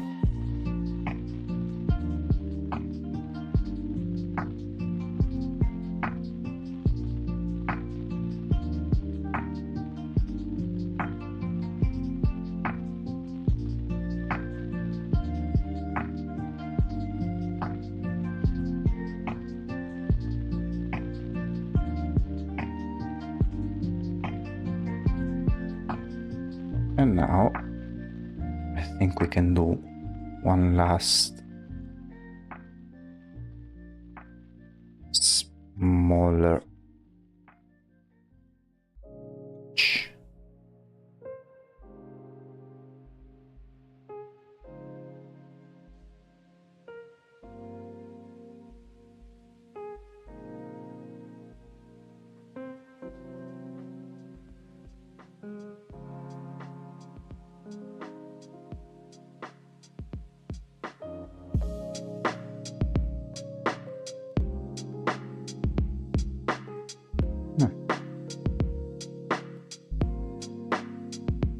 I mean, kind of. Doesn't have to be perfect, but I am satisfied with how it turned out. Let's say that at the first glance, one can say that they look very similar. I've had a lot of fun trying to replicate this one. Now, of course, it's not the exact same, but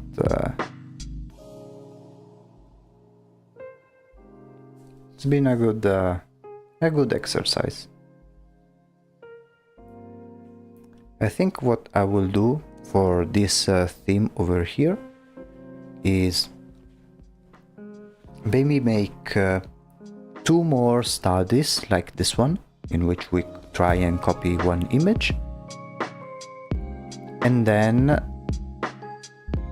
we'll try to make a, as I said last time, to make a painting of our own. We will try to copy an image that's not made with the paintbrushes, but we try to copy it, or at least replicate or create a version with painted brushes, and see if we actually learned something from these studies over here.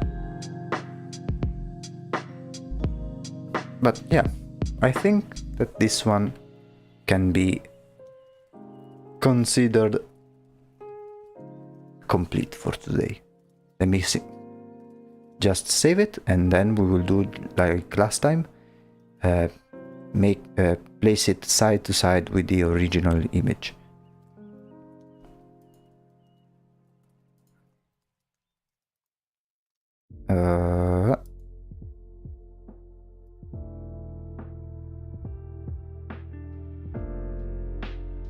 Okay. So let me simply go back over here. Now we go on our references, and just like we did over here, we will place the original, and now we will place the study as well.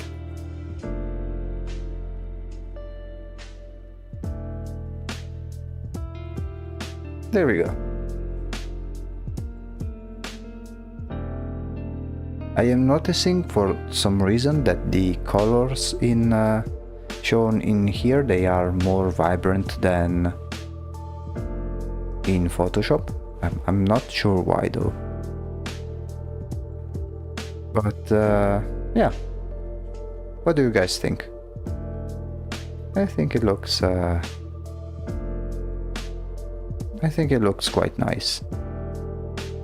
Again, by all means, it's not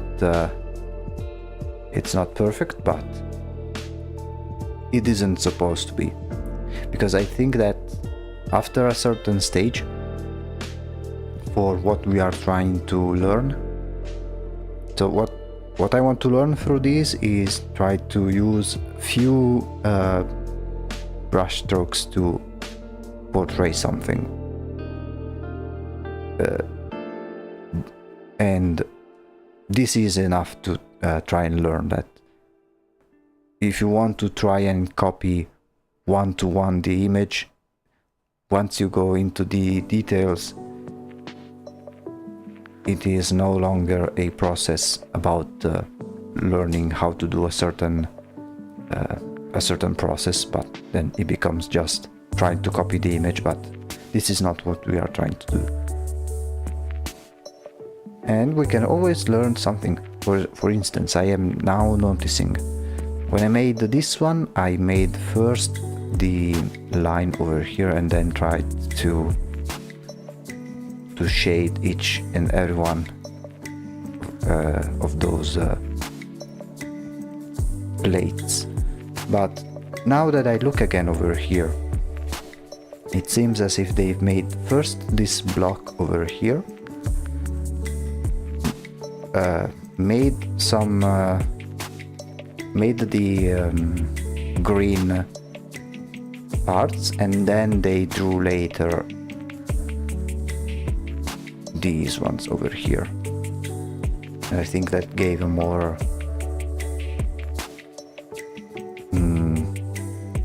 consistent look. So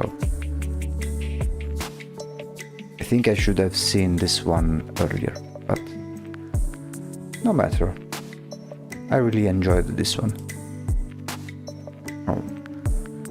Apologies if the stream may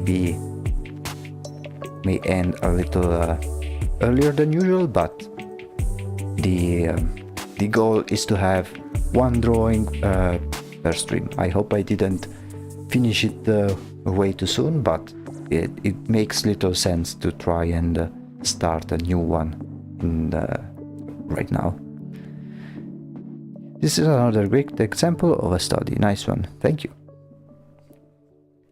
And I think, I'm not sure which one we will need to choose next time, but we will see once it will happen, which will be on Saturday.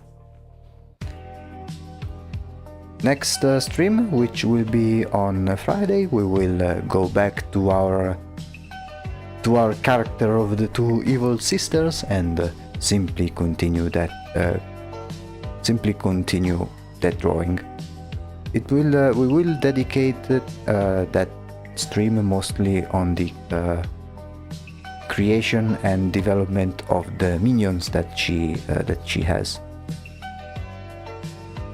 and we will see how long it will take, but it will be simply one stage of that illustration. And then on Saturday afternoon we will, just like we did today, grab the next image from the one from the mood board and try to copy it just like we did today. I think I have in mind one to pick,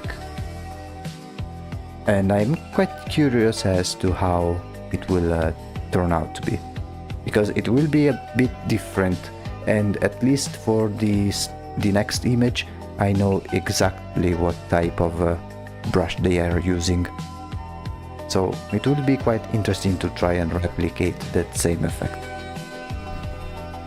So we will meet each other next time in 2 days with the other project.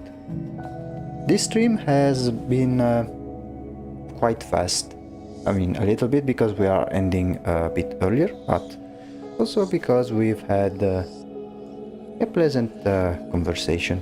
I really like it when I get to talk to people through these streams. Makes everything more fluid, more enjoyable.